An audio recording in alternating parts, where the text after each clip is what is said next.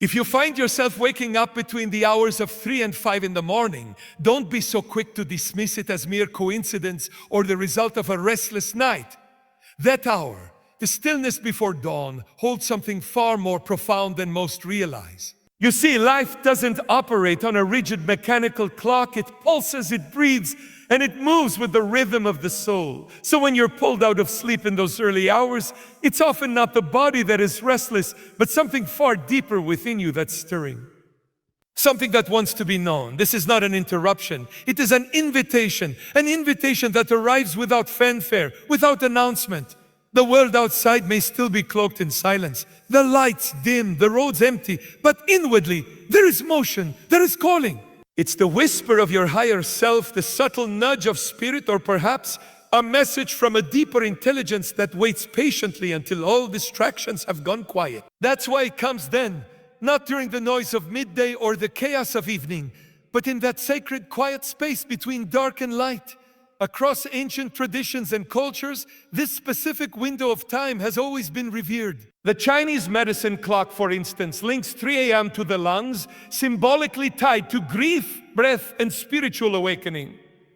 In many contemplative practices, this is the hour when prayer, meditation, or deep inner work is believed to be most powerful. Not because the stars have aligned in some arbitrary pattern, but because the atmosphere is softer, the world quieter, and the veil thinner.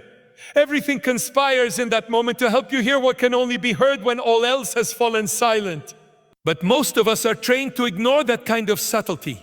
We're conditioned to believe that waking up suddenly is a problem to be fixed, a symptom of stress, a sign of insomnia, or the after effect of some unresolved worry. So we reach for distractions. We scroll, we sigh, we try to force ourselves back into unconsciousness. But what if, instead of resisting it, you welcomed it? What if you saw it as an opportunity, a divine knock on the door? The truth is, these moments aren't meant to frustrate you. They're meant to realign you. Like a tap on the shoulder from the cosmos saying, wake up, there's something here for you.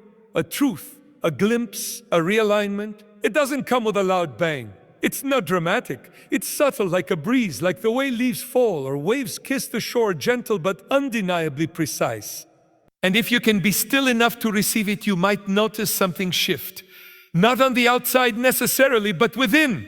A sudden clarity, a presence, a knowing. Because everything that matters, everything truly worth discovering, won't shout for your attention, it will whisper. And 3 to 5 a.m. is whispering time. It's when the language of the soul gets loud enough to be heard, not through noise, but through the absence of it. So if you're waking, then don't rush back to sleep. Don't rush to label it. Just notice, listen, allow. Because the universe is never random, and your soul is never lost. It's simply trying to remind you that you are part of something immeasurably vast, deeply intelligent, and always moving in your favor.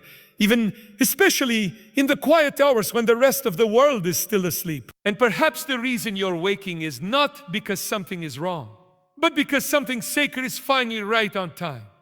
When you find yourself awake between 3 and 5 in the morning, there's a strange stillness all around you. It's not just that the world is quiet, it's as if time itself has paused to give you a moment. And in that pause, something delicate is unfolding. But here's the curious part, most people miss it entirely.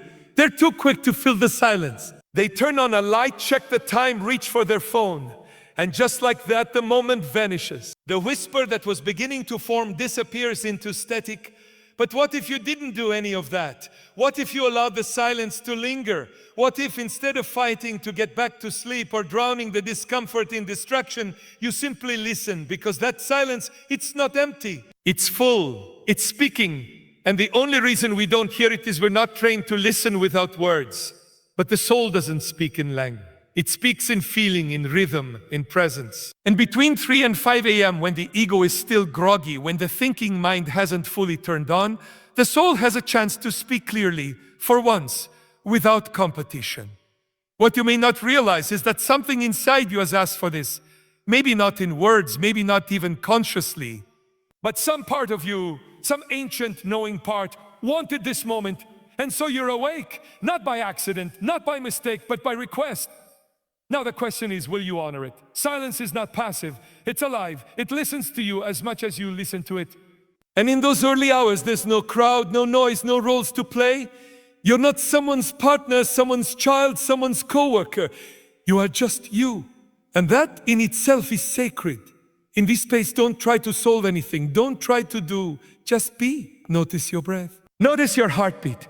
Notice the tension in your shoulders or the softness of your blanket. Let awareness bloom without force. The quieter you become, the more clearly you'll hear what's been waiting to be heard, not from outside, but from within. Because here's the truth. Most of us are carrying answers we've been pretending not to know. We're carrying desires we've buried, grief we haven't made space for, questions we're afraid to ask, and in the noise of daily life, it's easy to stay numb to that. But at 3:47 in the morning, when the room is dark and still and nothing is asking anything of you, that's when it comes. That's when the soul peeks through the cracks. And it doesn't come to lecture you. It comes to remind you that you are not lost, that you are not alone, that something within you is very much awake. Now you might not hear words, you might not get a dramatic revelation, but if you stay still long enough, you might notice a shift, a feeling of being held or a calm that wasn't there before. That's the language of the soul, subtle but unmistakable. And even if no message comes, no clarity, no insight, that's all right. The gift wasn't the answer.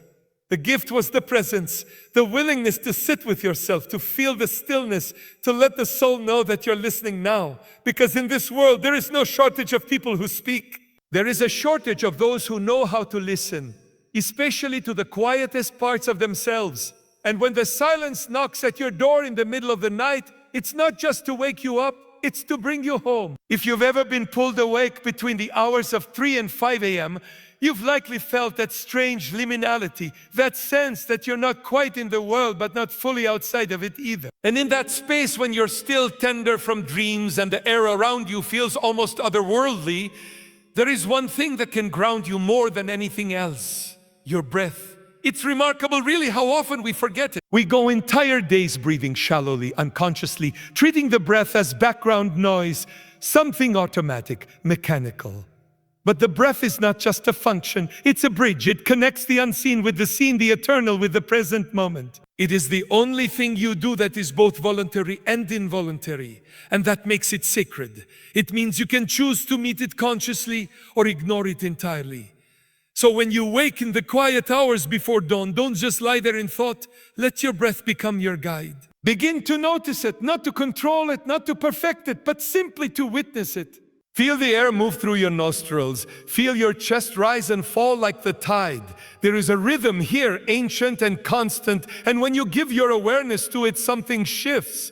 The mind begins to quiet, not because you silenced it, but because you redirected its gaze. The breath is the thread that stitches together your mind, your body, and something deeper. Something we often call spirit, though no label really captures it. It anchors you into the now where truth resides. And between 3 and 5 a.m., that presence is especially potent. There's a kind of sacred stillness in the air, as if the world is pausing, holding its breath with you. You are not alone in that moment. You are part of a rhythm that has been beating since the beginning of time.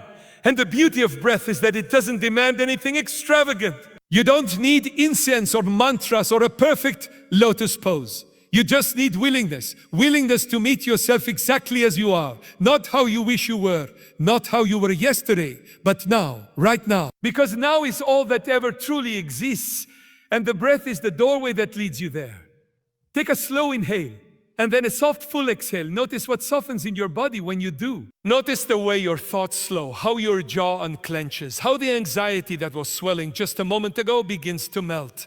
The breath doesn't solve problems, it dissolves illusions. And when illusions fade, what's left is clarity, simplicity, truth. You see, most of us spend our lives spinning in circles trying to escape our discomfort, our fears, our pasts.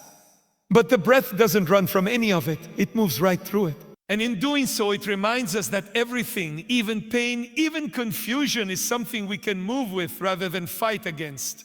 Just as the inhale opens and expands, the exhale releases and surrenders. This is the rhythm of the universe: expansion, contraction, life, death, awakening, rest. And maybe, just maybe, the reason you woke at this strange hour wasn't to think or to worry or to fix anything, but to breathe, to return, to find that sacred thread that was never broken, only forgotten. A reminder that no matter what has happened, no matter what lies ahead, the one thing you can always return to is this breath, this moment, this presence. Because in the end, the breath is not just something that keeps you alive, it's something that reminds you that you're alive. When you're awakened between 3 and 5 in the morning, it's natural for the mind to start grasping for answers. It kicks in almost immediately. Why am I up? What's wrong with me? And the most common question of all, why me? But that question rarely leads anywhere useful. It tends to pull us deeper into confusion, into the spiral of overanalysis. It assumes that something is broken, that this moment shouldn't be happening. But what if we flipped it? What if, instead of why me, we asked what now? There's something gentle and powerful about that shift, what now? Doesn't come from a place of resistance. It comes from curiosity, from openness. It's not trying to fight the moment, it's trying to meet it, because maybe there's nothing to fix. Maybe being awake isn't a problem, but an invitation, an opening, a doorway. The early morning hours, when the world is quiet, when even your own mind is still half asleep, are an ideal time to ask the questions that matter. Not the ones that clamor for quick solutions, but the ones that require stillness, honesty, and courage. Questions like, what part of me needs attention right now? What truth am I avoiding? What emotion have I pushed down too far? What dream have I silenced for too long? These are the questions that don't always come with answers right away. But asking them sincerely is enough to open a space inside you. And often that space is exactly what was needed. Because we spend most of our waking hours reacting, responding to messages, managing obligations, rushing from one moment to the next. There's very little room left for reflection. But when you wake in the night, unprompted, it's as though life is clearing a space for you to reflect, not react, to inquire, not conclude. And it's important that when you ask these deeper questions, you don't demand immediate clarity. The soul doesn't work like a vending machine. You don't insert a question and expect a perfectly wrapped answer to fall into your lap. Sometimes just asking is the answer. It signals to your inner world that you're ready to engage, that you're listening now, that you're open to guidance, because guidance doesn't always come as a lightning bolt. More often it comes as a subtle shift, a gut feeling, a quiet peace where there was once noise, or even just the courage to sit with what is without needing to change it. These early hours strip away the layers, the performance, the noise, and underneath all of that is you, unfiltered, unguarded, and in some ways the most real you ever are. You don't need to interrogate yourself. You don't need to force revelation. All that's being asked is that you show up to the moment fully, with your breath, with your presence, with the kind of attention you usually reserve for everything and everyone else. This is your soul's time. You're turning inward, your sacred pause. And here's the quiet truth. The questions you ask in the dark shape the answers you receive in the light. They influence the way your day unfolds, the way your choices form, the way your energy moves through the world. Most people try to control their lives from the outside in. But real change, real clarity always starts from the inside out, from a single honest moment of inquiry that says, I'm here, I'm listening, show me what I need to see. So the next time you wake before the sun has risen, don't fall into the trap of panic or impatience. Instead, soften, breathe, ask, not with desperation but with wonder, what now? And then wait, listen. The question alone is a doorway, and walking through it is how you begin to remember what you were never meant to forget. Sometimes waking between 3 and 5 in the morning isn't about receiving some grand revelation. It isn't always a mystical message descending from the sky. Sometimes it's much simpler than that. It's about release, about letting go of something you've carried too long, often without realizing it. The soul, you see, is incredibly sensitive. It doesn't shout like the mind. It doesn't make demands. But when it's weighed down, when it's been absorbing unspoken worries, buried regrets, lingering conversations that left a bruise, it sends out signals, gentle ones. And sometimes those signals come in the form of an early awakening.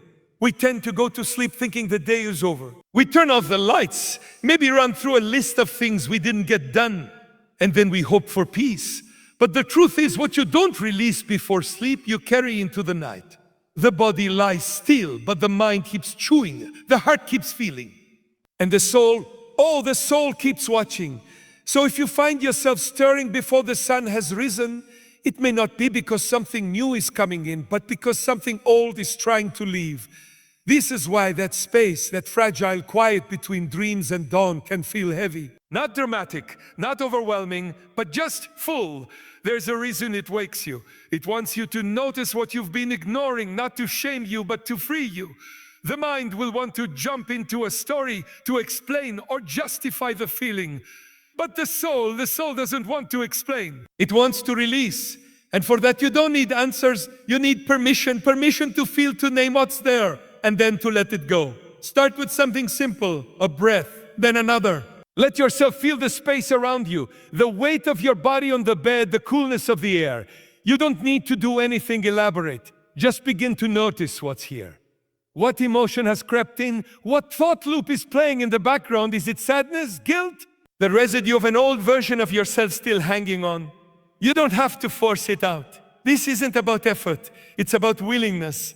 If you allow what's there to rise without judgment, you create a space for it to move. Sometimes it comes out as a sigh, sometimes as a tear, sometimes as a deep breath you didn't even know you needed. And in that quiet, in that unguarded moment, something in you softens. You begin to make peace with what is, rather than trying to make sense of what was. There is such power in simply acknowledging what you've been too busy to feel. Most of the day we are wrapped up in survival, doing, proving, fixing. But between 3 and 5 a.m., no one's watching. No one's asking anything of you. It's just you and the quiet and the chance to let go of whatever you've unknowingly packed into your emotional suitcase. And here's the gentle truth. Not everything you carry belongs to you. Some of it was handed to you years ago through words spoken in fear, through roles you were told to play, through expectations that never fit. And some of it is old pain you've mistaken for identity, but none of it defines you. You're allowed to outgrow it. You're allowed to set it down. And in those quiet hours when the world is asleep and your soul is awake, you have a rare window to do just that without ceremony, without anyone else's permission. So if you wake in the middle of the night and feel something stirring, don't rush to escape it.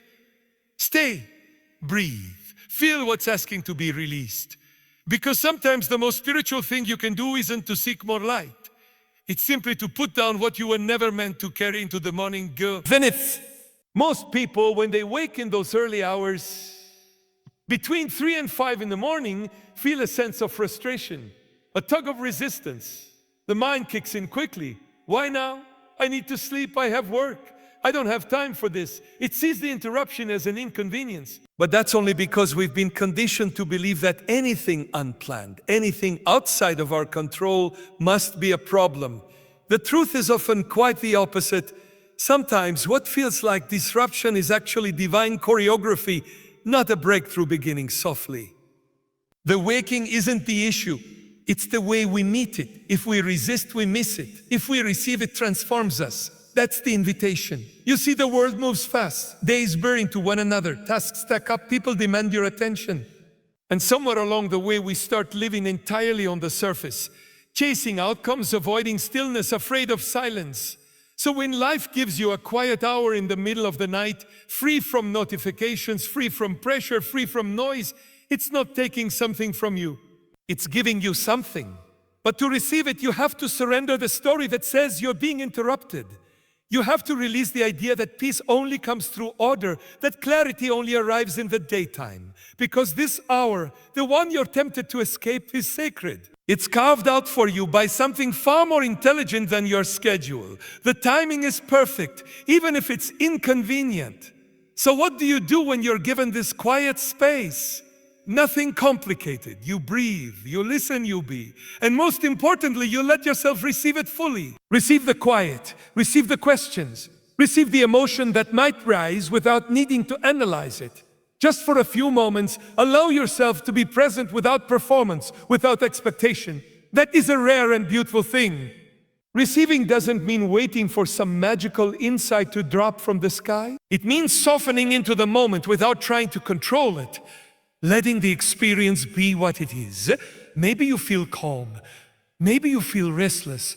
Maybe something buried begins to surface. That's all part of the unfolding.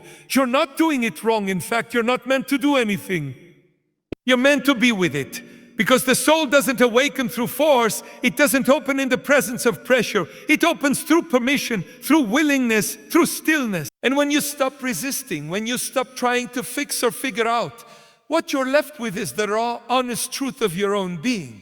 That's the gift. That's what the moment came to offer. And here's the beautiful irony. The peace you were chasing by trying to fall back asleep is already here, hidden in the very moment you were trying to avoid.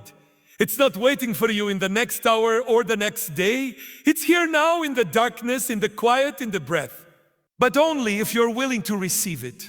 It's a gentle art, this kind of surrender. It doesn't mean giving up. It means letting go of the belief that you're supposed to be anywhere other than where you are. And when you do that, when you truly let go and receive what's being offered, something remarkable happens. You begin to trust. Not in outcomes, not in plans, but in life itself, in the timing, in the unfolding.